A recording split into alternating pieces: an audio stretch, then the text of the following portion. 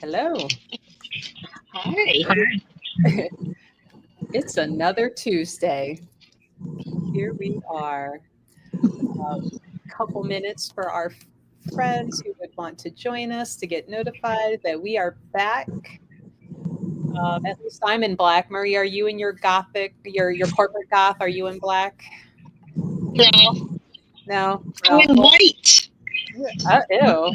White. I'm What? in There's some purple and black. There's some black. And then we got Kayla. Kayla in the middle. She's like purple. So we white to purple to black. It's Hey, too hot for Melanie. black right now. That's why I'm indoors in the AC. yeah, Oh, Melanie, where we don't melt. Hi. Melanie, we are doing the Hi. pictures tomorrow morning.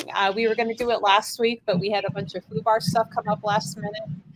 And unfortunately, I did not have contact info to like email or get a hold of you. But we are going over your pictures tomorrow morning, ma'am. Thank you.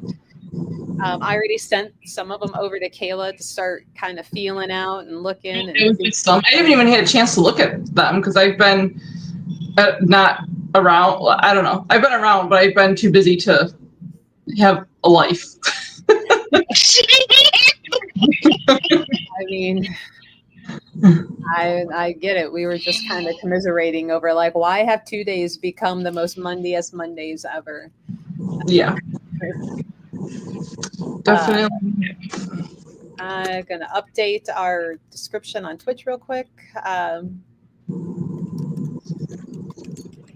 Did either of you ladies have anything good happen this past week?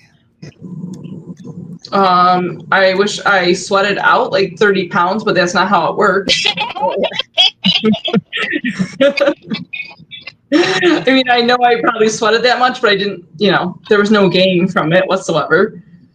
Right. No, I mean, there's been some really cool, I don't know. So I was in Maine for a little while, right? So that's why I missed like a couple weeks ago. So I've had some really pretty cool spiritual things happening since then. Nothing specifically medically. Well, I guess that's not really true either. Like a lot of big changes have been happening since that. So it's been kind of cool to be experiencing it all unfolding and kind of waiting to see where some of the rest of it goes because I've definitely been getting a lot of like, I guess more personal information than stuff for people. So it's been kind of cool and seeing how I can put it all together, like and be selfish, quote selfish for myself and take care of me for a little bit, which is kind of convenient that this is the episode that we're doing is healers and healing yourself and taking care of yourself. So it's been kind of cool, but kind of too soon to share any of that like publicly. All right. Forget you heard any of that, guys. Forget. So welcome to another episode of the Healer's Corner. We're going to go over tonight healers healing themselves or struggling to do so, at least like in my case at times. Yeah. And I think all three of us, we have our own medical issues that are challenges, and working through that and understanding that and writing that fine line between the spiritual and the medical physical. And that being said, never is anything we talk about meant to replace any sort of medical advice from your actual PhD doctors. So, yeah, don't stop anything and just do only what we say by any means, because all three of us have medical doctors. Don't follow our examples of what works for us as individuals, not necessarily like everybody's things. So Right. So And I guess before we get into the questions, because Maria, you had some really good questions and was reading through Kayla's answers really in depth. If any of us want to share maybe some of our stuff that we are challenged with that we are still working through, if you guys feel comfortable in doing so, before we get into these more in-depth questions. Huh? Some bits and pieces, maybe not, all of it. So yeah. I mean, for me, I am great at clients. I am great at healing. clients, but when it comes to myself, I'm going, I don't know what to do. I Yeah, don't that's know what to do. I don't know where to begin. So, yeah, it is a challenge when it comes to ourselves. We know the theory. We know what we need to do. We have so many tools in our toolbox. But I'm going, okay, what am I doing? yeah. It's sorry, I'm trying to change my volume here because there we go. It was not reacting to my finger. Okay. Okay. Sorry about that. Yeah, I mean, it's how I think how we perceive things and how we're like channeling things to help people is kind of different than for ourselves. We almost get blocked for ourselves sometimes. Or we'll get Mhm. information and just kind of like, yeah, but you have all this to take care of, so we'll figure it out for you later. So it just doesn't work the same. Like I could work with either of you, right? Like hands on, hands off, in person or remote, whatever the case is. But then like myself, I'm like, maybe if I like sprain my ankle, I can help myself, but it's not like the big things. It's just not like that's not how it really works so well. It's like I can't just lay here and I shouldn't say can't. It just doesn't work as quickly, as smoothly that way. It unfolds in very different ways, which I guess we'll be talking about. So Yeah, I've had a long journey in the scientific medical field from a young age. So, and we might finally be figuring out some things because science has come a long way in 43 years. Slightly aging myself a little bit, especially in the terms of autoimmune stuff. So, and I think this might be something that we can talk about later because it wasn't in our questions of, there's a train of thought where dis-ease starts in the energetic field and it works its way into the body. But I also believe, while that can be true, that the physical body, if you think of it like a machine, is going to have its own parts and problems and things go wrong that have nothing to do necessarily with things you're experiencing that you're not working through, that you're avoiding, that you stuck in a box in the back and said, I don't want to deal with it. Right. So if it comes off the genetic assembly line with some things not quite right, like that's something that you have to deal with. And at least in my case, sometimes no amount of like the Reiki and the shaman is necessarily healing. And maybe I'm just not doing it right. But we can maybe talk about that at the end, because I feel like it might be a good hot take discussion towards the end. yeah. Because I feel like if we all could think ourselves better, we would, and nobody would ever be sick, right? Right. So, Yeah. I think even though like there's that whole thing where like we choose what we want when we come here, even if we chose certain things, I mean, Earth, we didn't plan on everything that happened here, right? All the exposures, all these chemicals, whether it's vaccines or medicines or toxins, or cleaning chemicals, perfumes, like we didn't necessarily plan for weird things that we're exposed to here, which definitely change things in our physical bodies also. So there's a lot of that. I mean, did your mother drop you on your head when you were a baby? And like, I mean, you didn't really plan for that. Typically, I mean, people aren't like, I want my mom to drop me on my head at 2 weeks old. That's not usually like a life lesson we plan on. So like, I mean, fluke accidents happen here on Earth. It just kind of is. We plan for some of our life lessons, but not every little thing. yeah. Well, to add to that too, I also think that the DNA strands that we have in our bodies, sometimes it might be a trigger. It could be a food, it could be something in the environment, and there might be a trigger also. So it's not necessarily just in the energy field. It could be within the body. In those DNA strands that scientists are still kind of figure out what is, the whole entire, encompass of it and why it's there. So it could be a trigger also that happens. Definitely. Finding out the trigger is a trick. Yeah. Especially Yeah. before it's too late or almost too late and causing too many other trickle down issues. But yeah. Well, and that can be really difficult at right times, right? Because Hmm. something that you've been around a million times in your life never set anything off. And then all of a sudden, like it is the camel or the straw that breaks the camel's back because there was something, a few other things, but then here comes that one thing that finally just puts your body in overload and says, like, no more, stop it. I'm going to show Hmm. you through inflammation, arthritis, swelling, high, you name it, however your body is going to bring that to you. But now, how do you find which thing that you have been around a million times before in life that never sets you off finally be the thing that now your body is like, enough of that? So, That's the um, puzzle. That's what we're here for, right? That's what we do. yes. So, Um, friends in the audience, feel free to ask questions or join in the conversation. Is a safe space, to ask. We all three do healing, and we all do it slightly different. And we're going to be honest with you in what we're going through, maybe what we've seen, without giving details of clients that we have worked with. But this whole the healer healing thyself, or at least trying to. and, and the challenge that comes with that. So, It tends to lead us to find people like us, though, like the three of us, and even our clients. It tends to allow us to relate to people in a way different way than just something we read in a textbook. So I guess that's the better for everybody, not necessarily us, but it's for the better of everybody that we work with. yeah. Yeah. So like Maria, the first question you put out there was, what led you as a healer realizing that you needed to be healed? And I kind of was going, ooh, do you mean physically? Because I feel like that can be pretty obvious versus like mentally and spiritually.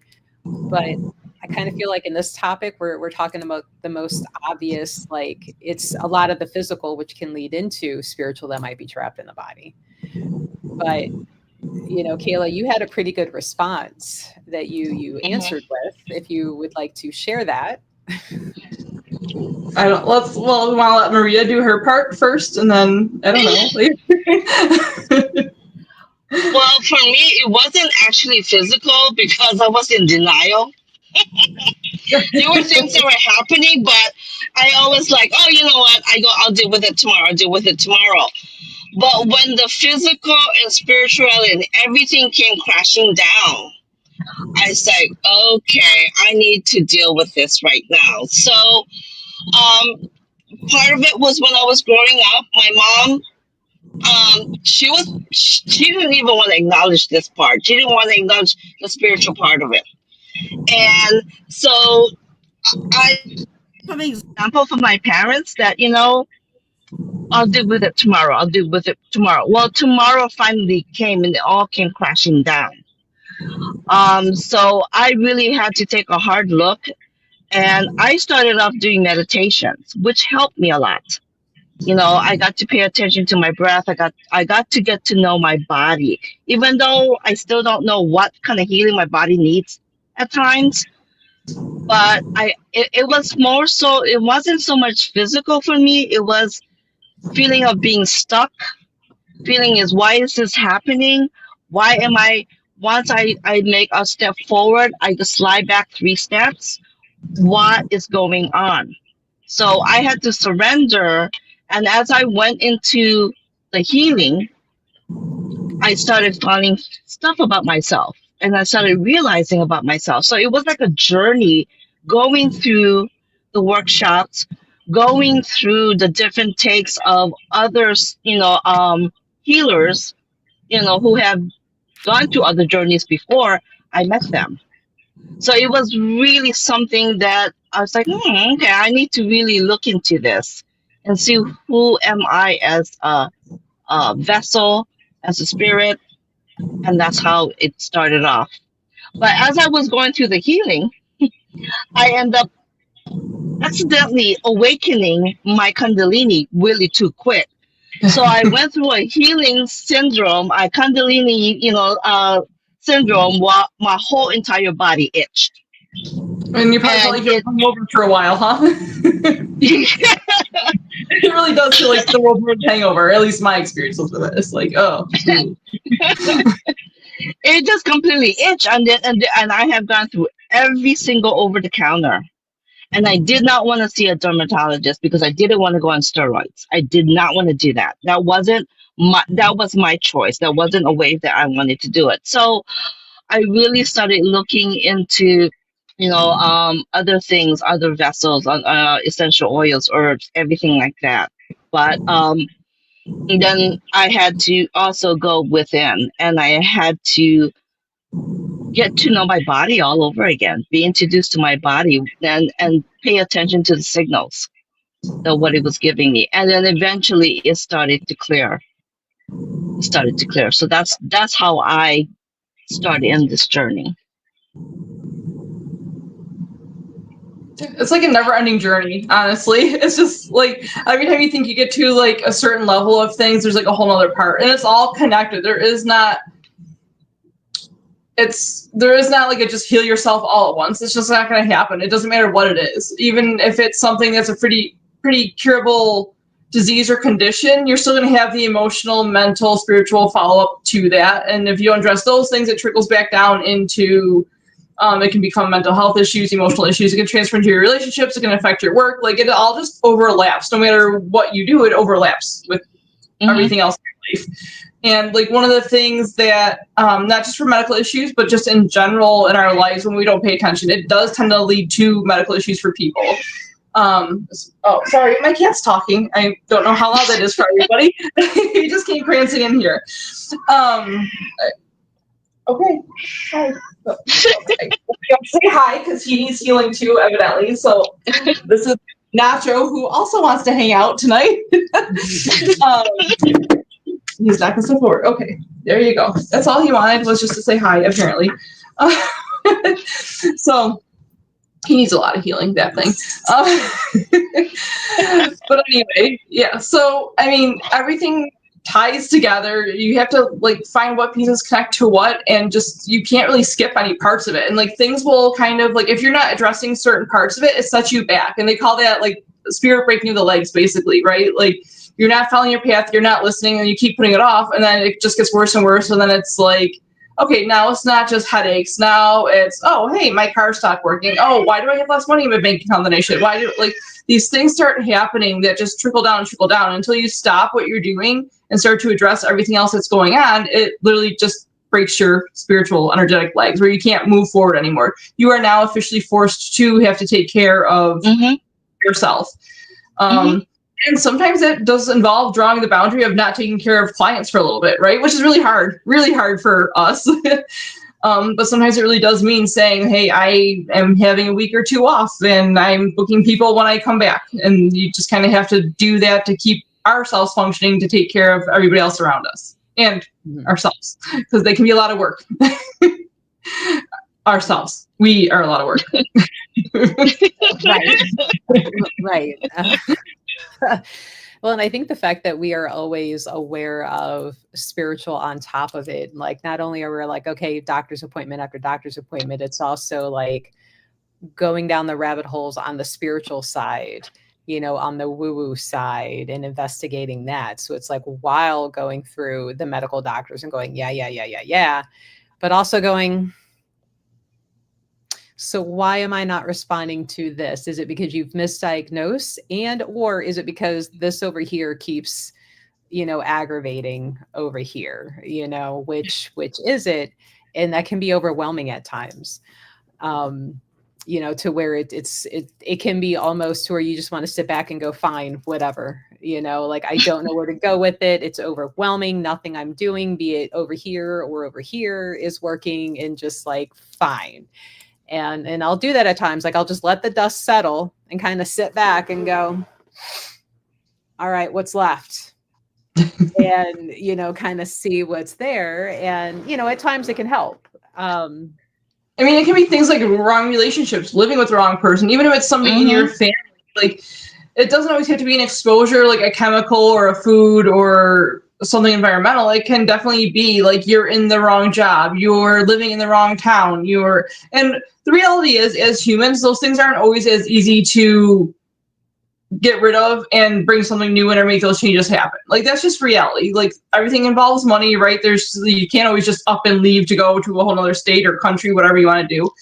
So there's like a lot that ties into it, even if the signs are all there, like, oh, you should no longer be in this relationship. Okay, well, you can't get rid of, I mean, you can, but that would be a different podcast, and there are podcasts for murder mystery things. So, so like sometimes you have to find the ways that you best can work around. You kind of have to negotiate with the universe and with spirit and be like, okay, here's my situation. Like, I understand what you're telling me to do, but this is like, I have A, B, and C to work with. So how can you help me resolve this situation, whether it's job or relationship, where you're living? Like, okay, I'm acknowledging this problem. I acknowledge this now tied to my medical issues, and I'm getting worse because of these things. So how can you help me to reconcile everything else so that I can move forward with the medical part, and then see what's really medical and what was energetically affecting you medically? Mm-hmm. Well, and I think it's that whole adage, right? You can't pour from an empty cup. Right. So how effective can you be, helping and healing other people when you are running on empty yourself? And Maria has called me out in person, Minnie. She's like, you have no energy. She's like, you are depleted. Why are you? And I'm like, because I have to. Like, the store has things it needs me to do. I, as a parent, have things that I like. That option of just being able to close the doors and be like, I'm done, leave me alone for like 3-4 days. Like you said, Kayla, you can't always do that. Right. So, well, it's funny. People are so easy to say, just take time off, just leave it, just don't take care of it. It's like, it doesn't work that way. There's times you can, like, and not even to that extent, but it just doesn't work that way. Like, I just took a trip and I was like, I'm not going to answer my phone for 4 days. You want to know that one? Yeah. I didn't answer my phone, so then it was my email, and then it was Messenger. I'm like, fine, I'm just going to turn off social media. I'm going to like sign out my emails. It won't be a problem. It didn't work, and I was thinking people were going to start sending helicopters for me. It's like, this is ridiculous. I just need like me time. Yeah. Like, I'm cleaning out this section for me, and it's just. Also that saying, if you don't take time to rest, you'll be made to. So, when you're overworking, you're pushing your body to the limit, be it, any, physical illness you have, or even like overstress and everything else, your body's going to crash at some point if you don't figure out how to take that downtime. And some of us are hard learners, and we do this over and over again. But it's very, take my advice, I'm not using it type work, is what it is. Yeah. But Maria, I believe your question was, how did you know as a healer that you needed to be healed? And Kayla, because I know, Maria, I think you've answered that. We got on little tangents, but Kayla, did you give your answer specifically for that? Not really. So I kind of, before I even came into this world, was basically told I was going to be a mess. While my mom was pregnant with me, she was told that I was here to heal the people. We lived next door to a Native American woman for several years, and she used to tell my mom regularly that I was here to heal the people, but I was going to suffer tremendously to do it through my life. And I have. It's been messy. There's been a lot of trial and error. There's been a lot of, I've been a guinea pig, to put it nicely. So there's been a lot of, as have you guys. So that was part of my, she herself was a healer. So she knew I was coming here with a purpose, but it was going to be a rough ride for me to be able to help other people. And it definitely has been, but it's also been, from the outside, it looks horrible, I guess. The inside, it doesn't feel so great, but it's also been a really cool experience for the fact that I've been able to relate to people on a whole different level than just telling them, oh, I'm picking up this, because I've probably been through too much of it. So it's just, it's definitely been worth it. I could do with less lessons. Thank you, if you're listening, universe. I feel like I served my time. I feel like my sentence should be up in this human body, and I should either, be done with all the medical stuff, that kind of thing. But it's been a long road. But in the last year, I had quite a few surgeries, as you guys know, and some really long recoveries, still long recoveries ahead of me. And it's been kind of cool how it went from nothing could help me, nobody could help me, there was no relief at all, to like all of a sudden 4 major surgeries in 1 year's time to now have to recover from. That put me substantially ahead of where I was. And that's kind of like, I guess, my win in the healing journey so far. Like, there is the energy healing part, but there's the sticking with your doctors or finding new doctors, the right doctors, and basically by following the path that I was guided to, I blocked out all the spiritual stuff, all the energetic healing work for a long time. I tried to block out talking with spirits and all that stuff, which actually always made me sicker when I would try to block those things out. Tried to do all the doctor stuff, went completely holistic, quit everything that I was doing, culture, quit every medicine, every treatment, everything, and just went completely holistic, and it helped quite a bit. But then the pages started churning again, and it led me back to new medical people. I left all the other practices, and I ended up finding, about 8 years later, finding a whole bunch of new people, and they all hit this whole different network, and it's been a huge help. So it kind of all works together, because without the energy healing and clearing work, not just for the physical ailments, but for the relationships, for my personal things, for past lives, without all that energy healing work, it still wouldn't have manifested the physical medical doctor work that it's led to. So it's really kind of cool how it's unfolded. Hindsight, it wasn't so fun getting to this point by any stretch, but it's been really cool now that I can look back at it and be like, okay, I see how this all worked and why I had to do it. And I'm really blessed that, well, we all are really blessed that our not so fun journeys have really let us help a lot of people all around the world. So that's pretty cool. Mm-hmm. We're not home moping about it. We're doing something. Mm-hmm. No, and that's, I don't know about you ladies, but there's been a few newer medical professionals that I've met, one being a geneticist, and they always comment of how, I'm usually in a good mood, and, I can make jokes about my situation, what I've gone through. And they're like, it's amazing that you can be, just upbeat about it. And I'm like, well, sitting and being miserable doesn't change it. It doesn't, make it go away. And I'm like, now I would just feel worse while going through it. Right. I find the sarcastic humor about what the physical body keeps insisting on doing, just being a way to kind of like work through it and be like, okay, well, we're doing this now. Great. Okay. Fun times.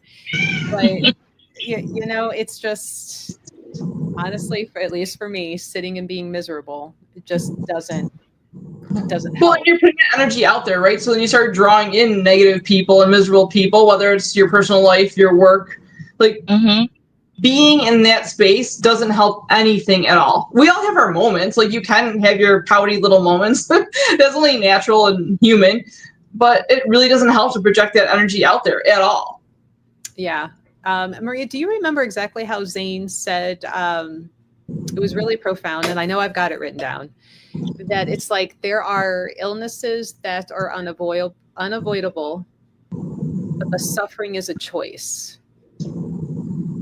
So I don't even remember that. Like, that was like true, for sure. the aha moment for that whole weekend, was just that statement. And I'm like, that's true, right? Because in my case, funky, weird, misguided, glitching, physical systems here, it's my choice if I want to sit and be miserable about it, or find humor and decide to treat, this physical body the best it can. I joke and I'm like, well, I was having to use high mileage oil way back younger, and, operate a little differently, because that is the vehicle I'm driving right now. So, it's my choice to sit and pout about it, to be upset about it, to be miserable, and I choose not to. Because I put out that negative right now. That is that disease, I feel, that some will say, and I know, Maria, you're of that mindset, that it's like that negative starts coming in and then it starts lodging in the body. So it's like, why add that to the things that I have to deal with by creating my own problem? But I'll have to look that up, and maybe I'll put it in show notes when I can find it. But it was very much, there are illnesses that we cannot avoid, that we're given, but it's whether or not you choose to suffer. So I think when, and I don't know if you ladies can agree to this. I think when we went into the healing journey and understanding the mindset, I think that was the biggest tool, because like you said, Melissa, like what Zane said, you can choose to suffer through it. You can choose to struggle with it. I think that was the biggest thing for me, because regardless of what my body is doing, I said, you know what, I will take care of you, but I am not going to embrace the negative part of it. I'm not going to wallow into all the pain and the inflammation and everything else going. I will take care of you, you know.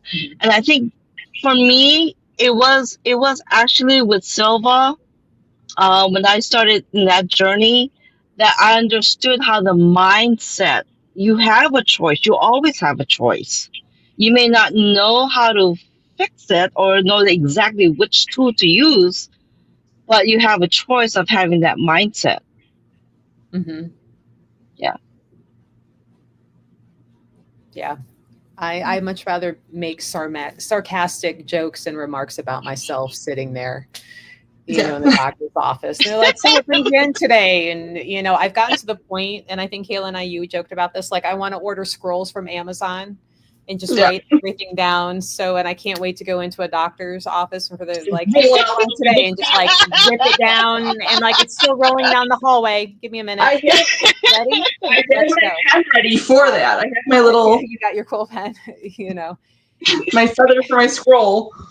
And I like to think that me being able to joke about what's wrong helps the doctor, right? Because I'm sure they're just in miserableness all day from other people not feeling good, and just coming in and dumping that. And to have like that one patient that can come in and be like, ha ha, guess what's wrong today? Right. Makes their day a little better for however long we're in the room. And I don't mind being that person. I was actually told that when I was in the hospital for one of my recoveries. Like the lady, one of the nurses, she came in and she's like, I just want to sit here for 10 minutes because I only feel good in your room. She's like, I don't know why. I didn't say anything to her. And she's just like, I just want to sit in here because I feel so good every time I pop in here. And do you care if I sit here? I just kind of invited myself. I'm like, no, I have at it. I was like all drugged up, right? Like why you brought that? Cool, thanks. But she was just like, she's like, I just need this. Like, I can just feel my whole body relaxing. I just feel so much happier when I go back out into the hall. I'm like, oh, feel free to hang out whenever you want to. I'll be here for a few days, so whatever. Come on in, bring a deck of cards next time. We'll play some games. Right. And bring me some chocolate. Like, come on. So I mean, it definitely helps too. Or like when I had the near-death experience last year, right? I was like, "That's okay. This is not how I die." And the doctor's like, emergency room. He's like, "You don't get to choose it." I'm like, yeah, I do." And my friend's like chuckling. She's like sitting there, and she's like, "Oh, yeah." I mean, she kind of knows, and the doctor was just like so like just. He was like beside himself, and he's just like, his eyes were like huge. He's just like, you don't get to decide that. I'm like, okay. Or do I? Right. He's probably still like, what the hell happened? She really did live. What sorcery is this? How did she do it? It's like I tapped into my old lady swamp witch energy early and decided today was not the day. Now, Maria, you had the question about how challenging was it to prioritize your own healing while you're, trying to help others. And I think we kind of cover that a little bit. Like it can be challenging. And I think the hardest part, at least for me, is setting that boundary and like, no means no. And I'll get to you, in a minute. Yeah. I'm still working on that. Admittedly, still working on that. My major surgery made me better at that because, I mean, for those that don't know, like I had a really major spine surgery in my thoracic spine, which affected how I could move my arms and everything. So it wasn't even like, I didn't even want to sit up to do remote work because I was kind of in my own world for a little bit there. And that was an issue I've had since I was a little kid. And I was like, no, I waited 25 years for this. I can definitely make people wait. Like what they have going on can wait what I've waited 25 years for. Like, like I deserve to have this time. It didn't take me long to go back to like bending over backwards for people. And that's something that was part of my like the experience I was talking about at the very beginning of this, like how I had this whole spiritual experience, and it's not just my health part, but some other things. And in a sense, it is tied to my health because it's that boundary of what I'm doing and what I'm not doing for people right now. I try to make time for everybody, and it's hard when you work with people in different time zones, different countries, that kind of thing. It makes it really hard because you're trying to figure out how you can live your life here and do things on their schedule and your schedule and your personal life, and it just makes it like kind of complicated. But that's been a big part of my journey is not, the free time. Like my time is worth something, my energy is worth something, my health is worth something. And for those that can't appreciate that, they can go back to the end of the line for right now and I can work with people that do appreciate it, do respect it, and, take care of myself in the process. Now, Maria, have you had a hard time being able to tell people no and like keeping that boundary in place? No, because in the very beginning, I already made a choice that if I can't do the healing, I am going to, postpone it on another day. And it's easier when you do distant because, when I look at it, I was like, you know what, I can't do this until next week. I need time for myself. I need time to get myself together. So that was a choice that I made. I really made the boundary with the physical. I did not know I can make the boundary with the spirit. That's something else that I learned later on, because I will get bombarded during the night. It could be a healing on someone, or I was like, I go, you know what? I'm sleeping right now. So that person can wait. Yeah. Like, how effective can you be if you're overtired and, not then thinking clearly because you're tired and, Mm-hmm. Well, that's the thing. Like, sometimes people can get kind of pushy about it, right? And I understand everybody's issues are important, or like they affect something that one person doesn't think is a big deal is like a catastrophic deal to somebody else, right? I get that. But people need to remember we're also still kind of people. We have our own healing things to do for ourselves. We have our own houses, our own families, we try to have friends. That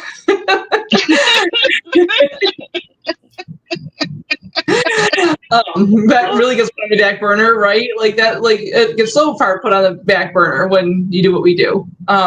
This is probably about as close as the three of us has been. Well, I mean, I came there, but a couple months ago. But yeah, like you don't get to see each other like people think we do. Like we're not all together in covenant all the time or something. Like we're kind of doing our own thing, helping people, having our own things going on, and it's nice to feel respected from people when you want to help them. Yeah.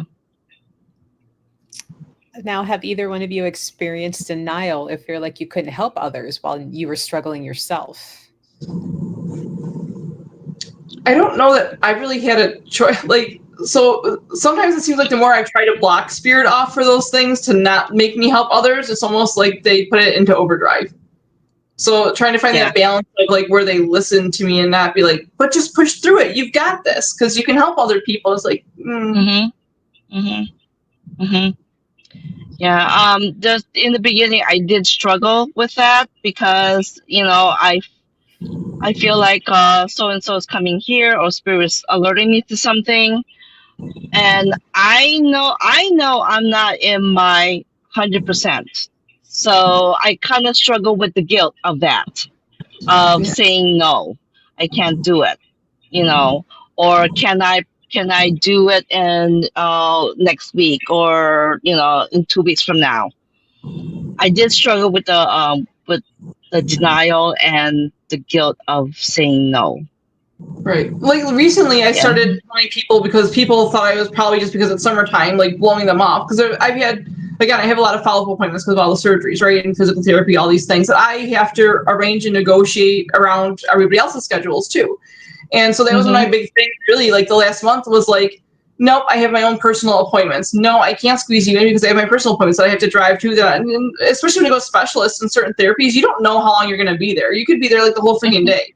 So it's like it's not fair to me or to the client to schedule things. And then I'm sitting there feeling pressured. I'm not getting what I need to be getting out of the appointment because I'm like, oh my God, I've got 10 minutes to make a half an hour drive before this person's there, or whether you have an online appointment, whatever the case is. So I've actually started being open with people of like, no, I actually have my own personal medical appointments that I need to follow through with. And majority of people have been respectful of that. But when I was just saying, I'm sorry, I can't work with you this day, or I have to reschedule your appointment for next week, people weren't handling that so well. So that little bit of honesty, even though I would really honest as a person, I would really like to have more privacy with my things. And I feel like we also deserve that, a little bit of privacy for things. But sometimes it's really just too hard. I think people forget we are humans and have these things going on, like I said before. So I have started being more open and transparent about those things as much as I don't want to. Again, one of my lessons, right? I never even talked about my medical issues till I started doing this stuff publicly. So I started doing healing work publicly, and then it's like, oh, well, how come you can't heal yourself and you have all these medical issues, but you can do this, this, and this, and you can help people with the same issues? It's like, well, yeah, that's, hello, welcome to my story. Well, our story, right? Yeah, it can be definitely challenging. I think I have it easier because I'm not out there as publicly doing the healing work. That's where I get to shuffle them off to like you guys. Thanks. Because I mean, I'm running around like crazy, running a store, answering emails, setting up events, scheduling, you know. So I'm like, that's why I have healers and readers is what you're doing. Running around acting like I know what I'm doing or trying to make it look like I know what I'm doing. And You do an awesome job at it. oh, well, thank you, because it's a lot of fly by my pants sometimes when things seem like they're not going to line up, and I'm like, well, how do we make this work? Change direction, try this, try that, let's do here, and oh, good, we're done. It all works out in the end. Persistence pays off. How do you integrate or choose not to integrate conventional medical approaches? That's a big one. You want to go first, Maria? Or do you want me to? Try the question again. How do you choose to integrate or not integrate traditional like medical medicine? I always had the mindset that this is completely separate from traditional medicine. It is not a replacement, and I make sure my clients knows that this is not a replacement. If you have prescription, if you have a primary doctor, please continue listening to them. This is just an added on. So I don't even touch that. I don't even go there. I don't even suggest. If they ask, oh, well, if I do this tea or I say, well, if I go try it, I don't say go ahead and do it. I don't say, yeah, that would be a good thing. I don't even go that path. But what about for you personally? How do you decide for you your spiritual versus, and like I know how you said earlier that you didn't want to go into the steroids for the itching. Yeah. I try to do the spiritual work first on myself, even though I don't know what my body needs. And then I'm actually calling my doctor the next day. And I said, can I go, when's the next appointment? Because this is what's going on with me. And I cannot understand what's going on with me. I do try to do the spiritual work on myself first because, hey, I went to all these teachers and all these classes. Something has to stick. But I do, I do call the doctor and I do talk to the nurse. Yeah. I'm a little bit more stubborn by my own personal choice and my own hard lessons. I've had, to put it, I don't know, there's not really a nice way to put it. I've been basically killed 3 times by medical things. So I tend to be a bit more stubborn on what I'm willing to go through with. I started working with a holistic practitioner myself probably about 11, 12 years ago now. She's also the one that pushed me into doing what I do publicly because I didn't want to acknowledge it. And she's like, yeah, you're also not going to heal until you start helping other people. And I've been told that like way too many times, but I listened to her. So, I learned a lot from her and like learned how to be attuned with my own body. I paid attention a lot to what certain foods bother me. Like a lot of healthy foods that should have been healthy that I was eating a lot of were actually making me sicker because things like certain high oxalate foods were causing issues and causing me to go into kidney failure. So there's like certain things that I was like, oh, if I eat this, I know this is causing this issue for me. And if I do this, and so now it's become kind of like a second nature where I can actually start to hold things like intuitive eating. So like I've gotten to the point where I can like hold a supplement or hold a food and be like, yeah, I probably should eat that today. And don't get me wrong, there's definitely times I'm like, I pick up pizza or like chicken wings and I'm like, I'm from Buffalo, so real chicken wings. I'm like, I should not eat this today. I'm going to pay for it, but sometimes it's so worth it, and it doesn't matter. I'll fix it later. So it's just kind of a matter of really trusting yourself. I think figuring out if you're more comfortable. I have plenty of clients who are way more comfortable with traditional medicine things, and they come to me to kind of balance out, like, so I do a lot of muscle testing for things. So like, is this more beneficial for me? Is this more beneficial for me? Should I work with this doctor? Should I work with this doctor? So they kind of ask me like what route to take for their own things. If they ask me about supplements and things, I obviously get the same disclaimer: can't prescribe, diagnose, that kind of stuff. I'm not replacing anything. But I will like muscle test for them, like what things are beneficial, just like I would do for myself. And then it's up to them to figure it out. And there's times, like, I'm a big advocate of what's on a bottle doesn't mean it's meant for you, whether it's a prescription or a supplement, things like that. Just because it says take 2 a day doesn't mean your body's going to need 2 a day. It doesn't mean it's going to need it every day. So I think finding your own body, that was my biggest thing, was learning my own body, what foods bother me, what chemicals will bother me, just all different things like that, and just figuring out what pieces are what. And now I can tell, like, oh, I want something there was like too much mold, and I can tell that's why I feel this, or I have this going on. Like, there's a lot of things that are like pre-anaphylactic reactions, like getting blisters inside your mouth. Diarrhea can be one. There's like a few things that are like pre-anaphylactic reactions that people get that they're not really aware of, and that causes all extra inflammation in your body. So if you learn to start paying attention to these other symptoms, like, oh, these aren't actually canker sores, I'm not sick, these are food reactions, stop eating what is causing those things. So it really has taken me over a decade to reattune myself to my body, and that still changes. It really does, because you get exposed to one thing and then it can trigger something else, like we were talking about earlier. So I think you need to be your biggest advocate, no matter what, whether it's with energy healing or medical practice. You need to be, if you know you had a reaction to a medication, for me, that's gabapentin. There's no way, come hell or high water, you're putting me in gabapentin. It's just not going to happen, because my heart will explode from it. And they tried to do that to me after one of my recent surgeries, and I was like, for the love of God, would you just listen to me that I'm not going to take it? Like, let's not be trying to put that anywhere. I'm not taking it, because I know for me, that's great that it helps thousands of other people. I know for me, it's not going to work, and it's going to have an opposite effect and send me back.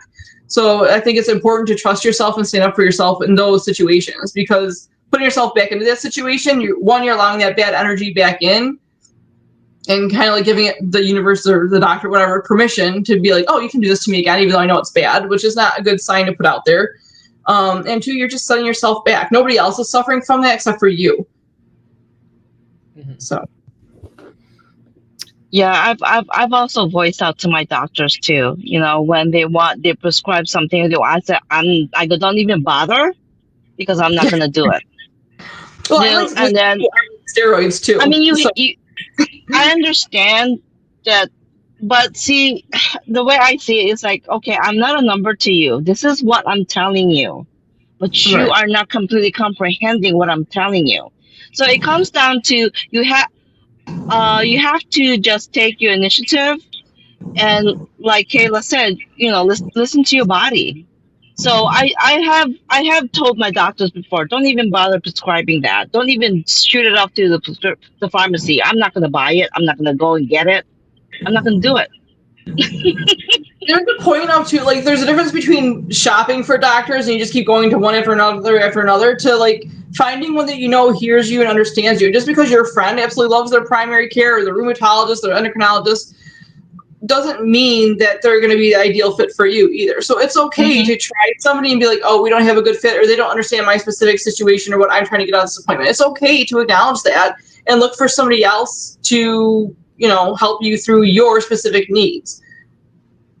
Yeah, I just had a good example of that in the last year. And it like reinforced. And I'm like, I'm never going to this rheumatologist again.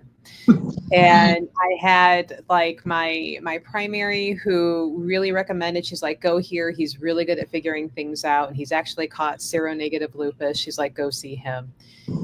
I did, and sat with his resident first,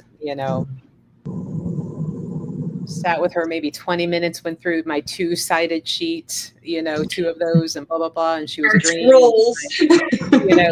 She's like, I apologize. You'll probably have to, answer some of these again. I'm like, hey, I'm here all day. Like, I got nowhere to be. but right here. And I'm I hoping gave you my that, copay. Sit down and listen. right. And hope that he and I can come to an understanding and he can think outside the box that all these other people are stuck in. And as he came in, he was already saying my name. Good to meet you, Melissa, blah, blah, blah. So psoriatic arthritis. And he would not listen to anything else. Took me off of 2 meds that a previous doctor had put me on for it. Said, here you go. Followed up with him. And when I said, hey, this is supposed to be a monthly med, I'm getting maybe 2.5 weeks out of it. He goes, oh, well, why did you stop the methotrexate? And I'm like, because you pulled me off of it. And he's like, oh, well, let's go ahead that back in. And I'm like, great. Here's the deal. Me and the pills do not get along. I need the injection. Great. Now, for anybody that knows methotrexate, you got to take folic acid with it to tamp it down. Mm-hmm. I get the folic acid delivered. There's no methotrexate. So I have to call and say, hey, got this, but not this. And what does he put in? The pills. Go and see him for a follow-up. And I'm saying, hey, this still isn't working as well. I'm only getting about 2 weeks out of it. And he goes, well, would you like to add methotrexate? And I'm like, did you read my chart before you came in? Mm-hmm. You already added it. Oh, well, I guess we need to change meds then. And I'm like, thinking to myself, I'm never coming back. Like, we're done here. I've had a few of those too. It's like clear, cut and dry. You just know you don't even have to try anymore. Mm-hmm. People had recommended him. And I'm like, I must keep catching him on his worst days. Bad day every 4 to 6 months because I am not impressed with what I am seeing. Right. And I'm like, all right. Feels like they're like the customer service with the scripts that they just keep reading. Like they just put you in these like categories. Like you have this and this. That means you have to do this, this, and this. And it's like, yeah, not with us kind of mutant freaks. You don't. Like, no, that's not working. Sorry. Buckle up, Buttercup. I'm testing your medical training here. Yeah, right. And what's funny enough is, of course, before he came in on that last time, was sitting with yet another resident, kind of explained to her what happened before and what was going on. And so she was in the room when he said, oh, well, do you want to add methotrexate? Like even she looked over at him like, are you kidding? And I'm like, well, if nothing else, maybe I'm here today so the resident learns what not to do with the patient in the room. Mm-hmm. I've actually said that to a few residents, like, yeah, whatever you do, don't be that doctor. Yeah. So, the search continues for a rheumatologist who can not do that. The funny thing is, one of my doctors here recommended me go back to Cleveland Clinic, and I was like, let me tell you, because I lived there for a month, right, for things years ago, and then all your stories. I'm like, if you think I go back to Cleveland, not really on my top. I mean, to be fair, this doctor was an outside practice of the clinic, so he wasn't, a part of that. And I'm like, I don't care. He's not too far. I will go there. Let's try him. You're speaking highly. I showed his name and picture to a friend of mine who also has an autoimmune. She goes, oh yeah, he was good. I should have been like, so why did you go back? But so I'll just wait for you to find a good one there, and then my doctor will send over her referral to Cleveland, and I will listen to you because you know my situation pretty well. So you get to take one for the team right now. You let me know. Here we go. So, that being said, I took myself off of the methotrexate. And I'm like, it's not really giving me any benefit. Why take it and then have to go do blood work every 3 to 4 months to make sure my liver and all that's not being killed by it? Because methotrexate is technically low-dose chemotherapy, but it suppresses the immune system. And I'm like, you know what? Bye-bye. We're not doing this anymore. Well, I'm still on my other monthly injection that at times I'm like I just took it Monday and I'm like, couldn't tell if I had. My hands today are, kind of achy. And the more aggravating part is like, okay, if it's arthritis and it's humid and rainy and everything, I pull up arthritis.org where you put in your zip code and it'll tell you based on weather and humidity how bad it is. And when it's sitting there staring me in the face saying, oh, it's only a 1 today. And I'm like, how? One of us is lying. Right. My body's lying or you're lying. And I'm probably and I'm like, it's probably my body doing stupid things. So I get it. And then it's like back to the drawing board of what is going on? What is it reacting to? And this is that challenge, right? Of trying to figure out what the triggers are, what it is, what's going on. You got blood work that keeps coming back normal. I love it when they're like, you have no inflammation by your blood work. And I'm like, really? Because my hands are puffed out to here. So how can I not have any inflammation in my body at this moment? Like, tell me how does this work? Right. I'm like, this must be my mutant DNA kicking in that you guys can't get blood work. Like, I don't know what to tell you. And I think that's part of something in this healing journey for anybody that's got like hard to diagnose or just wonky things. Like, you start to feel crazy after a while. That you almost start gaslighting yourself that maybe you don't feel as bad as you think you do, and you keep pushing, and then it kind of makes things worse because you're not letting your body rest. You're pushing through the whole. Look at your age too. They're like, "There's no way you have all this wrong. You're so young," and blah blah. It's like, yeah, maybe it might show. Tell that to all of this. Why don't you? And so it kind of becomes a challenge of not overthinking yourself and really realizing that yes, you are experiencing what you're experiencing. And, still doing that journey of banging on those doors and trying to find that one that's willing to listen and go outside the box and go, yeah, you're right. And you know what? Let's try this and let's test this and see what we can find. And that's where I am a fan of traditional medicine, up to a degree. Like, they need to be competent, they need to listen, they need to actually be able to prove to me why they're suggesting what they're suggesting. You're not just going to throw random meds at me in guinea pig, right? That happened when I was little, when back in the early 80s, they didn't understand things like they do now. And so they were just throwing everything at the wall, trying to keep me alive. I get why they did it, but we're not going back. We're not doing that again. Right. That's why I've left a few of my doctors the last few years, is because it's like I'm not going backwards. Even one of them that actually originally sent me for the muscle biopsy, he was great then, but then he became like overworked because he's like one of the only people around that does what he does. And I went back to him like, holy crap, you're not anything at all like when I first met you and did these things. I was just like, I just don't want that. You're going to literally take me 10 years backwards in my journey, and I'm not doing that. Are things great? No, but I'm not going 10 years backwards. That's not happening. I'm not going back to bed rest and not being able to feed myself. Like, no, thank you. Yeah. So, and the other thing is, like, it's really sad how often doctors, whether it's primary care or if they send you to psychiatrists, that kind of stuff, just even rheumatologists will do it, pain management, they'll put people on antidepressants and antipsychotic medicines because, like, oh, you're not depressed enough, so let's put you on antidepressant. Like, that makes sense. You're not depressed enough, so we'll put you on antidepressant medications.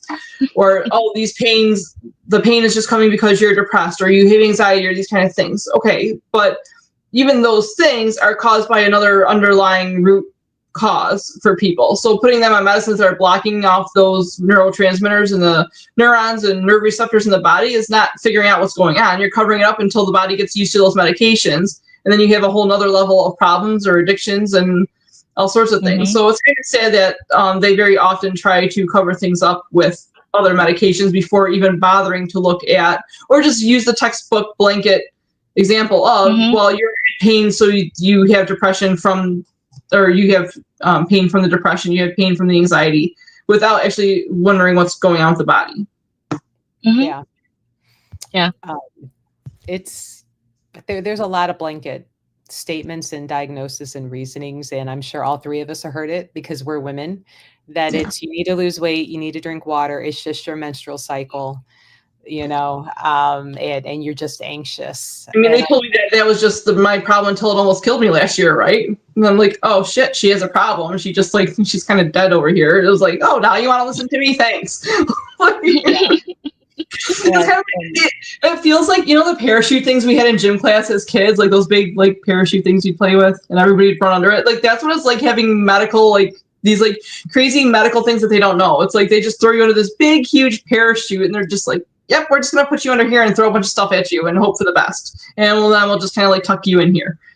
It really, really pays off, even though it's tiring, to be your own squeaky wheel and keep banging on the doors and not being afraid of trying a different doctor. And if you're lucky enough when you find that good primary, because depending on insurances, right, you have to have referrals, some you don't. And that's my case. I have a really good primary nurse. It's the nurse. I don't like the doctor. I only deal with the nurse. And she is the one who, like, even at one point, she's like, are you willing to try a different hospital system and see what they say? Because she's getting frustrated with her own system that she's in, right? And I'm I've only been trying to do that for how many years, right? That's like, that's like absolutely. And and kind of in the, if you want to consider it traditional, I really think if you're able to get like genetic testing done to help understand what your body's doing and maybe what you have like on this plate that you were dealt with that maybe you didn't realize in the beginning. And now as you're getting older and the body starts, doing certain things, you're like, oh, now I'm noticing. They were like, oh, really? Doing this all this time? I myself, very hypermobile in so many different ways. And I was just joking about this with Calavera, who is a personal trainer on the side. And I'm like, here, I thought I just had really good range of motion and I just worked out really well. She's like, yeah, but you're not supposed to move like that. Your shoulders aren't supposed to do that. Your hip isn't supposed to do that. Your wrists aren't supposed to do that. Your knees aren't. And I'm like, so how much of that is my joint pain? Is that why you can't catch that in the blood work? Is that why you can't catch it here? Is that why this medicine you keep putting me on doesn't work? Because you're refusing to, when I've gone into multiple doctors and go, hey, we got some hypermobile stuff. And they just go, yeah. So about that, they won't listen. And that's where really, and they all those things tie together. And some of the things, if you would have had addressed by somebody 10, 20, 30 years ago, would have made a big difference going forward, wouldn't have caused the permanent damage that it causes. But back to the genetic testing part, like they do genetic testing for what, like certain medications that people can't take. There's like a whole long panel of that. And that really makes a big difference too, because when they're telling you that a medicine should be working or should be doing a certain thing and you're having opposite effects or no effects, like there's a really strong chance you might have a genetic mutation that is not really common, but it's making you not able to use certain types of medications, whether it's certain categories or a certain specific one.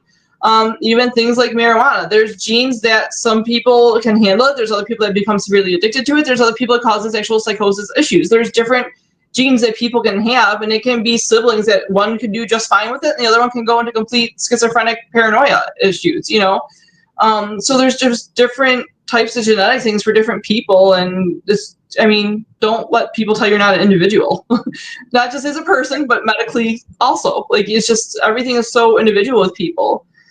Yeah, that's where it's like, I really believe that if you have a good understanding, even if the doctors aren't listening, but if you are aware of what your physical body is going through, how it's feeling, how it's functioning, and if you are able to get the genetic to kind of help understand what that is, it's kind of like, now you know what you're working with, and then the spiritual stuff helps with that, helps make it drive better, helps understand it better, helps make sure nothing else gets added on to what's already there.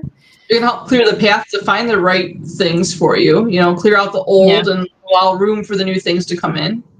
Yeah.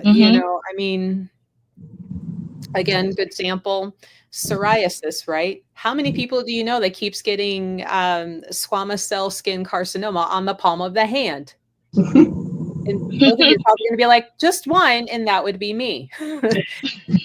And, all these years, the doctors are like, we don't know why that keeps happening. And I go down my own rabbit hole and then later find out when you have moderate to severe plaque psoriasis, you are prone to skin cancers there. Yeah. And I'm like, if you guys would have listened and back then maybe put me on a biologic for it rather than tell me to drink water and put lotion on, never would have had to deal with that, right? So there's the mechanical issue of the body. Now, separately, maybe about 10 years ago, almost had to have a hysterectomy because they were like, hey, you're pretty much like, you are so severe dysplasia, you're pretty much cervical cancer, and are you okay? And I'm like, hell yeah, take it out. Like, no more babies, let's go. Let's take this out.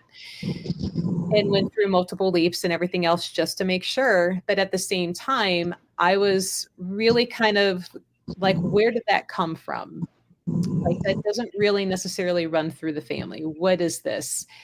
And being reminded out of nowhere, like literally brushing my teeth, of a bully from like third grade and dealing with that bully, and then the bully from the teacher, because the teacher would believe him over me and like would refuse to let me to go to gifted and talented class because somebody who looked like me clearly did not belong in the gifted and talented program.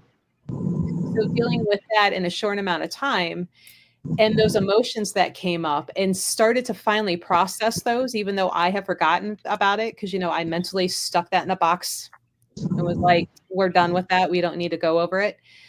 And I came up with the mantra of I forgive, I release, it is no longer mine. And anytime I had a quiet moment and would think about that, I would just repeat that and repeat that and repeat that. And went in for that final like scope before scheduling the hysterectomy and go in for those results. And I hear the doctor go, "Are you sure?" And she comes in and she's like, "Good news, kiddo." She's like, "You're clear. There's nothing." Are we talking about the same me? she's like, "Yeah." And I'm like, "Are you sure? Are you sure?" And she's like, "Yeah." It happens. Yeah. You know, so that's where, like, for me, the difference is kind of like what you're born with and those challenges that you come in on this playing field with from the genetic, you know, line, here you go, versus what can become in, you know, something that happened out here that you start storing. The big thing with energy healing work is you have nothing to lose with it. The worst it's going to do is help you for things like that. Like, I mean, it's not going to interfere with what's meant for you, period. Yeah. So, and I mean, heck, energy work, it's free. There's no copay. You have no deductible. You know, if you know how to do it for yourself, right? Otherwise, you know, you pay to go see. Well, the self-hypnosis is a big thing. Like you said, you had that mantra every day, and that's a form of self-hypnosis of saying those things. Like every day, every way I am, including those things, or, you know, you're tuning yourself to your highest genetic, you know, DNA structure, that kind of thing. Like doing those things every day really do make a big difference for people. So that's where it's like how I explained for me the difference of like what you're born with versus that dis-ease that works into the body. You know, because for me, both are true, both are real things that can happen. And that's where it's like traditional medicine versus just, you know, the spiritual work on top of it. Both are valid. And so I feel like I walk like the middle, like I am willing to use and learn on both sides. You know, because I'm comfortable doing it. And I think you both are too, from what we've talked about tonight. How did a patient, or being a patient yourself, deepen your empathy for your clients? Oh, I can answer that. Listening to my clients. I listen to my clients. Although I do scan a client when I step into the energy field. If it's a distant, I'll step into the energy field, and I will allow spirit to give me messages that I need to know what is going to be the best for this client.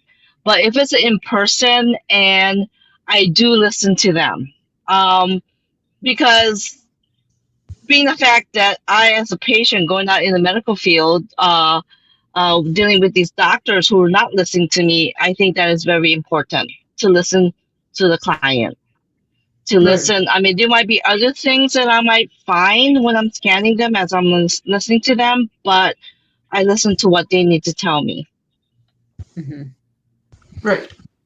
And sometimes the things that sometimes they say they don't know what's going on with themselves, but sometimes we pick up other things that are tied to it. Like, you know, they'll be talking about a certain pain that's not going to be aware, all the treatments they you know, have gone through, and or certain scarring that they have, things like that. And like, we'll pick up, oh, maybe this is tied to a past life, maybe this is tied to something else. And maybe it's not just the here and now that are affecting these things.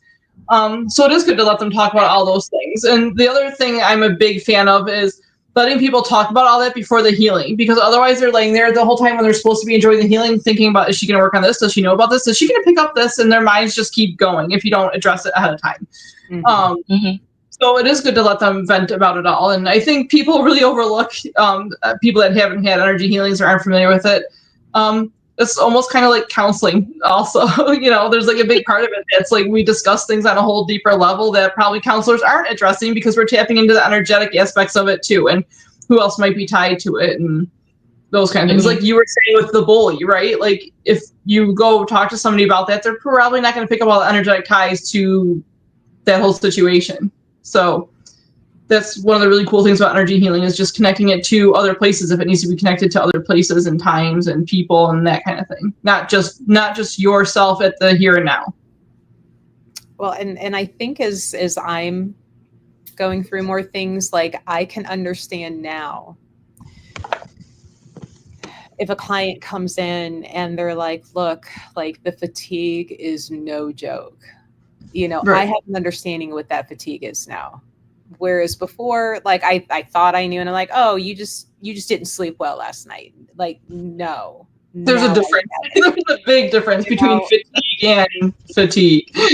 Yeah, like being able to understand more clearly what they're saying. And then, you know, also going, you thought you understood it before, but you didn't. So now listen more closely when they're describing something that you haven't gone through yet, you know, because I'm like, well, you know what, maybe I don't want to go through it so I can understand it.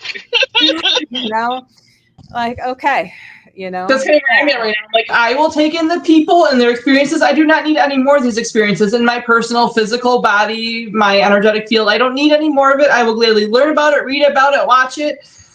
I still gladly help people with it. I just do not want to experience it personally, physically, mentally, emotionally, spiritually in myself, period. Like, it just, I've done my time. I think I should be free of my jumps. Yeah, so that's where, you know, I'm like, oh, as I'm starting to experience it, you know, this type of stuff, and I'm like, okay, don't assume I know, because I don't, you know, and I don't want to have to more. There's just always more. It's like an infomercial, but wait, there's more. Yeah, and it feels like spirit is behind me going, oh, you think you do? Hold my beer. Exactly. You know? Let me show you something. Let's see. How much of your healing was emotional, mental, or spiritual? I mean, I feel like we've kind of almost answered that in the talk. But it's all tied. It's all tied in. It's all tied in. There are some practitioners who are actually very proficient with the emotional. There's some are very proficient with the physical, but in the way I see it, it all ties in. It's all connected. I think it's really good to have a team that you know, like, so my personal team that I work with, I have an allergy alternative person who's like literally my lifesaver, and I have a couple chiropractors. I have a chiropractor who works with just activators, and he does like amazing head to toe work, and there's some energy work involved with that, but not like we do kind of work. It's very different, more of like a kinesiology type energy. I have somebody that does craniosacral because it helps your actual spinal fluid. So like it's okay to have different people that have, like, I have a lymphatic therapist. It's okay to have these different people for different things and find a good team that works together, and not have people that are going to get mad because you go to somebody else for a certain thing. It's really important to have people that are just like, oh yeah, that would be good for you to go do that. You should follow up with that person, or go for your massage therapist. I have a couple of great massage therapists. One does more stretching, which I cannot do yet. So I've been working with the other massage therapist who can treat me like a normal person, but she likes to beat me up, and which is what I need. You know, it's okay to have a whole team of people, but make sure they work well together and they're not pulling you like a kid back and forth, like a tug of war type thing, being like, nope, you can't go to that person. If you're working with me, you can't do this. It shouldn't be that way. It should be about what works for your body at that point in time. Whether you see them once a month, once a week, or once a year, or every 5 years, whatever the case is, it shouldn't matter. There should be no ego, and that's where ego comes into play with some of these people, right? There should be no ego in that, and I'm telling you what's better for you. If you know something's helping you, that's up to you to go do that. And I would say if somebody's discouraging you from doing something like that, then you kind of need to reconsider what you have going. Yeah, so much of how I got here is a little bit of all of the above, right? So, you know, I was kind of forced into the traditional medicine as a kid because I lived in a hospital from 2 to 7. You know, couldn't be out in the public, would have died. but then, coming out, and it's funny because people were like, how did you get into this woo woo stuff? And I'm like, I have just always had this innate like interest and just being drawn to it. Like, We didn't have a choice. We got always wanted to know and understand and learn about all the different ways of all the different things. And, and then as I got older to realize, oh, I can learn how to do it. Like, that's cool, and understanding the mind and being self-aware and being willing to do that hard work on yourself and, kind of call your own self out, on it to really get that healing going. And, I can't say which one is better to start with because I feel like it's going to be different for each person and each instance that they're going through, like whichever one it takes to get that light bulb going off over your head of how to address it. But some people maybe get it doing some meditation and spirits like, haha, you ready to deal with this, or going through therapy and or something showing up in the body. And if it's not a genetic thing, where's this coming from? How did you get here? What's causing it? And it can be all of the above. And I got here from all of the above. Right. And I think I've done pretty okay with it. You're pretty good at it. Yeah, you're pretty successful at it, I would say, right? I mean, I'm not in jail. I'm not, We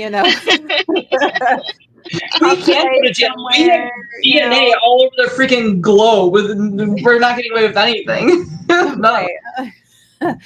I don't have a record, so I think I've done pretty good with it.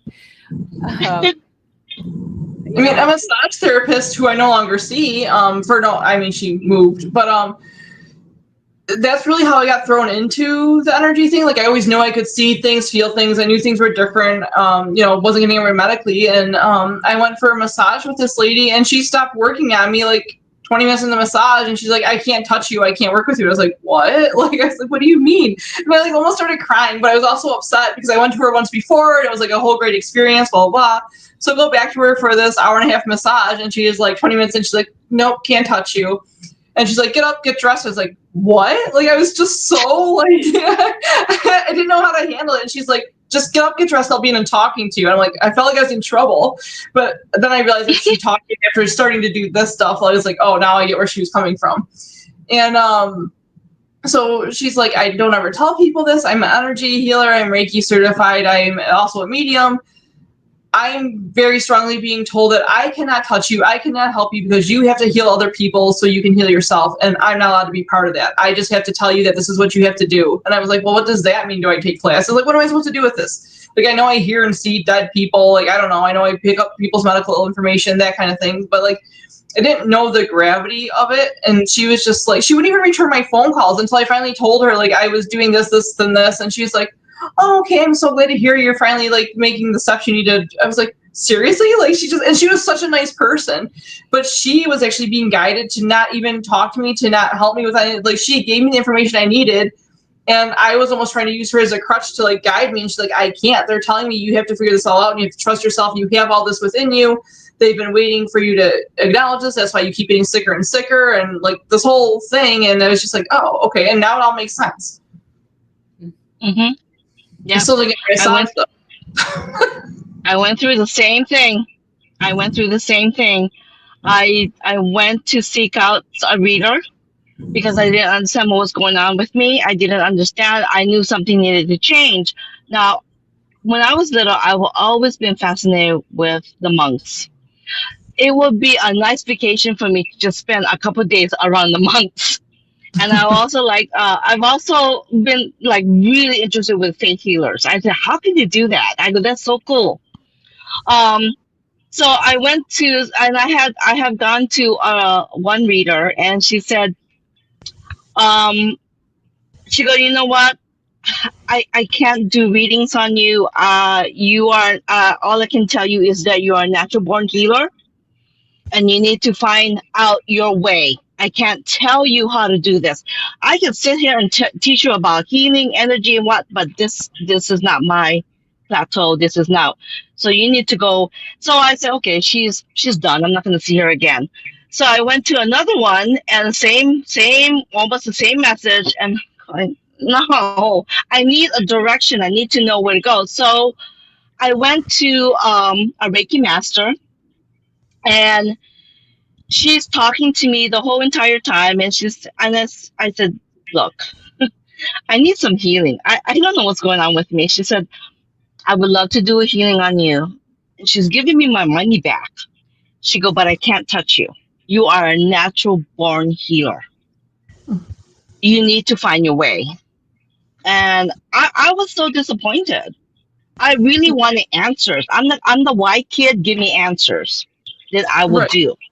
Well, see, But I tried to do Reiki certification, and they're like, "No, we're not working with you. You're beyond this. You have to do this." I was like, "Well, I just want to learn. Like, why can't I just learn? Like, I just want to sit here and like kind of observe it." And they're like, "No, go away." And it was like multiple Reiki masters that were just like, "Nope, sorry, too bad." And I was like, "Okay, well, here we go." But usually, once you listen, everything gets worked out. But it's just kind of nuts how that happens.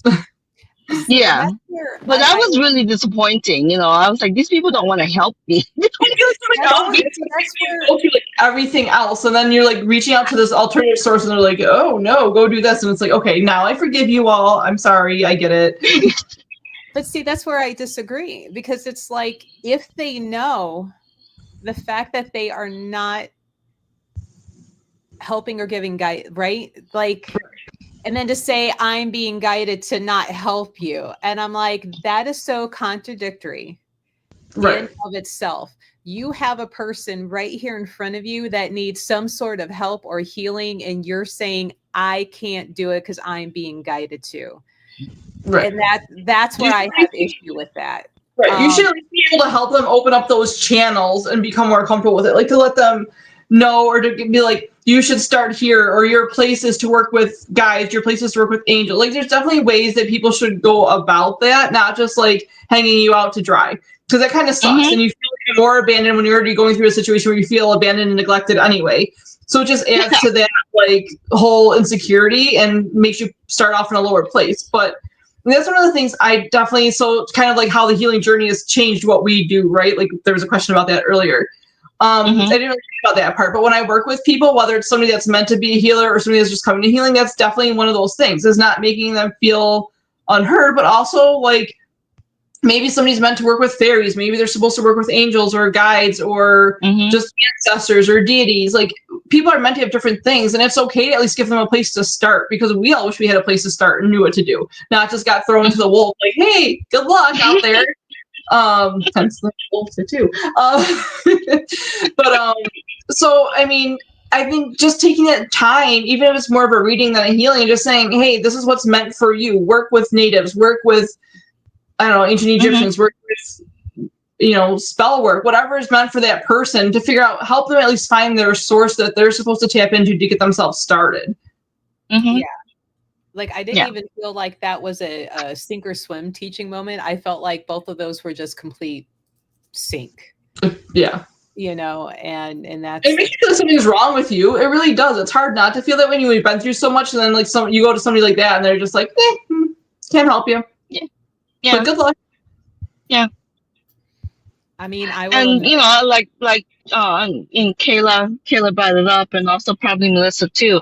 So whenever I see a client and I know that, I have this intuitive, like I know there are healers, or there are, proficient readers, but you just don't have, like, I have several clients, they're looking into tarot, and I'm looking at them, and I said, no, you're very empathic. You feel energy around you. Yes, I do. I said, when you're not, when you walk into some place, you need to turn around and leave. She go, yes. And I said,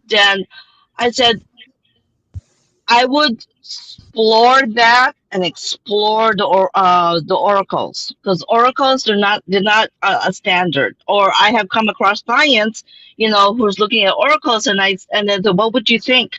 And I said, you're like structure. I go, maybe you need to start with the tarots. So I give them a little bit of guidance of what to look into. Because I know how it feels when somebody said, no, I can't help you. Right. It sucks. It really does. And anybody that knows me knows I don't work with tarot at all. Like, I have a tarot deck here. It's actually a Native American tarot deck. I do have some oracle cards, but me and tarot are just like not a thing. Like, I'm usually, I don't mean this egotistical way, but if I like set my mind to learning something and doing something, even if it's just to learn it and not actually use it, I'm pretty good at that. Tarot and me are just like, I get those cards and I'm like, eh. Like, they just don't like appeal to me. I love them that they're native. I do a lot of native work, right? All this stuff. I pull them out every once in a while, more for myself, just to do like a little bit of stuff like when I really feel called by them. But for the most part, I have my runes and oracle cards and different things that I do are just self, right? Whatever comes through. But like you said, some things are just not meant for people. And I have people that come to me and they ask specifically for tarot readings, and I'm like, nope. But here's some people that will do that for you, because it's like, I'll work with you as the way I work, but which I'm more than happy to do. But if you specifically only want a tarot card reading, I am totally not your person, not at all. Not gonna fake it, not gonna try, not gonna pretend to, not gonna like waste your time. Like, there's other people. Yeah, I think we got through all of the questions that were kind of set to ask amongst ourselves. If anybody in our friends in the audience, if you have questions about anything that we've experienced or gone through or learned, feel free to ask. All three of us are healers who have gone through a healing journey, be it traditional medicine, spiritual, trying to balance it out, make it work, and then at times struggling, trying to figure out how to heal certain parts and why doesn't it work. Like, I'm running out of ideas and I'm running out of things to throw at the wall. Why? It's we need to go to the rage room from in Sandusky. You know what? Yeah. Let me tell you, when he's like, I got a rage room, and I'm like, I will be your best client. You have no idea. Funny enough, at one point, I was looking into buying the building that Goddess Elite is in, and trying to figure out how to make that happen. One of the options was a certain type of loan where you have to use like at least 50% of the building, and that's a big building, right? And I'm like, well, what am I going to do? And I'm like, ooh, rage room. Just go in there and break stuff, talk about releasing energy and pent up anger and everything else. We're just go in there and break shit. Oh, sure. But when I suggested a bat cave, you didn't want to do it for bat therapy. Bat cave. Yeah, that would be fun. Right? Bat cave. Pet all the little guys. Little bitty snowball ones. I think they're in China. Those little snowball bats that they're just little white poofs with little yellow noses. Yeah, they're adorable. Like a horn hears a who. Yeah. They're just sky puppies with wings. I'm like, leave them alone. And they eat moths, which is a huge bonus in my life. Yeah. Yes. And mosquitoes and all sorts of other things. So are we circling back to that idea then? Are you considering bringing Goddess Elite bats into the picture, or is that off? I mean, not at the moment. Not at the moment. Nowhere to put the bat cave. Darn. That would be fun to have a bat cave. That could be the retirement plan. Although a good friend of mine wants to move to Salem and open up the goth tea and crochet bar. And I'm like, but I'm trying to go where it's warmer, not cold and humid. So you open up a second location in Arizona, that's all. And I'm like, there you go, bat cave in Arizona. There we go. There we go. There's a few natural ones around there. I mean, you just gotta like dig an underground tunnel for them to come into your shop, and then you'd be all set. That's right. Go open one over, what is it, Australia or New Zealand, where they have the flying foxes. I'm like, oh, yeah, so great. I want one of them. Yeah, talking tonight, healers attempting to heal themselves, how and what we've learned, what we're still challenging, what we're still facing, what we're At still. least we make it look good while we do it. I mean, Yeah. at least we make it look good while we do it. I mean, we get Make some it good look like we know what jokes. we're doing. Slowly putting together a list of recommended and non-recommended of traditional doctors in the area. We should make a book for that, though. We really should. Like, just, things to. Yeah, we'll see. I mean, and that can always be debatable, right? Like that one doctor, 2 or 3 people loved him, recommended him. I get there and I'm like, I got your one bad day every 6 months, like 3 times now. Like, what are the odds of that? Not that I believe it, but like what planet went retrograde while I'm sitting here in your office for this to be a complete, horror show and not very good. And the other part of that is, though, maybe he is helping people that aren't as advanced and, nuts as our bodies are. And they're like, oh, he's so fantastic. And our body's like, been there, done that 20 years ago. That. Well, and here's That's another so thing, right? last Circling back. Oh my God. As you're saying that, it makes me think, circling back to the genetic testing, there are so many in my chart that comes up. Condition not yet named by medical community. And I'm like, there I am. I'm in all of these right here. That's where I'm sitting. And that's where they don't know what to do with me. Because like even the functional medicine lady who I recently met and so far loving her, because when I looked at her and said, how can I present all these things, but yet you guys are telling me that's not real? And I'm like, that must be the alien DNA. And when she could look at me and go, there could be truth to that, then you realize. And I'm like, we are friends, ma'am. I'm like, I'm glad you said that, because my next joke was going to be, I must be a chimera, because how can I present all these things? And again, you guys tell me, but no, it's not here. And I'm like, no. So when she said that, I was like, oh, we're going to be friends. Right. Like I had a guy that said the same thing to me, and then he's like, well, he came in and opened the conversation with, how do you feel about changing your name and getting a new social security number? I was like, what? Like the different kind of office visit. I wasn't planning on this for my day.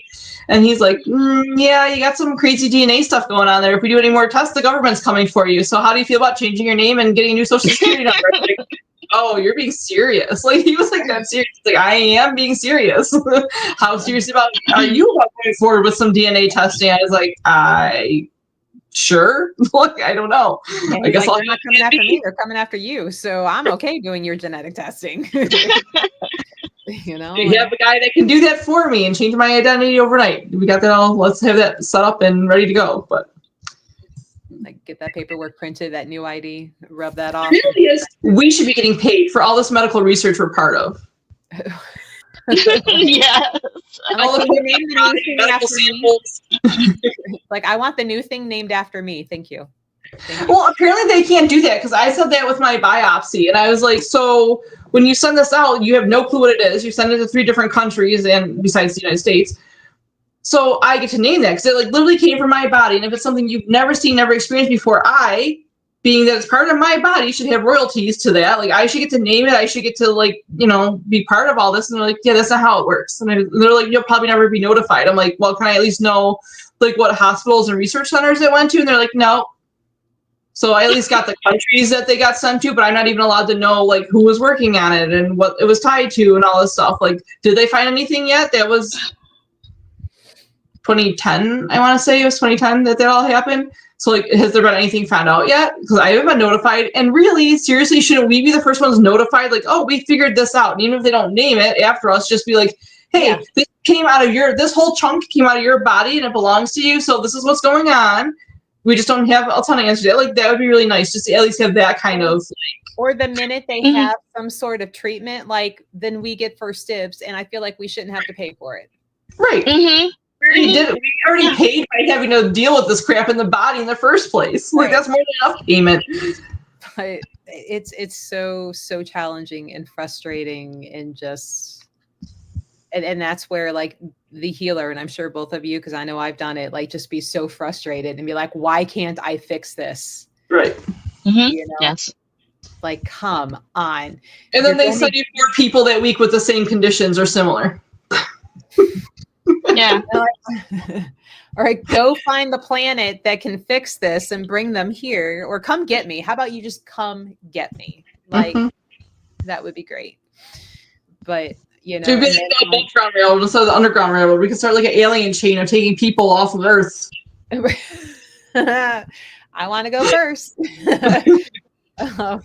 You know, but I'm like, okay, is that part of the challenge and part of the lesson this time around? And, you know, the learning, the patience, the helping other people through it, you know, making sure they understand, you know, that what they're experiencing is real, that, you know, you have to be your own squeaky wheel and to keep banging on those doors. And, you know, I know some of us, when we're finding cool new science stuff, we share the links and like, hey, did you know they're finding this medicine that normally treats this? They're finding good application that is helping this over here. Why don't you see if your doctor will prescribe that for you? And, you know, why don't you, you know, look at this, that, and the other thing? And just, you know, trying to help other people as we're trying to figure out ourselves and not get lost in that frustration. And, you know, maybe I'm pretty sure we can all have medical degrees by now.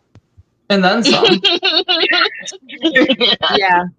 I probably have a world record in skin biopsy, and I feel like I should get an automatic PhD in dermatology for it. Because I got a spot. You want to check it out? yeah. All right. Well, since we don't have any questions and we've already blabbered on for an hour and a half, we're going to say thank you guys for joining us. Please make sure you join us next Tuesday for the next episode of the Healer's Corner, and we hope you guys have a good night. And we'll see some of you. Bye.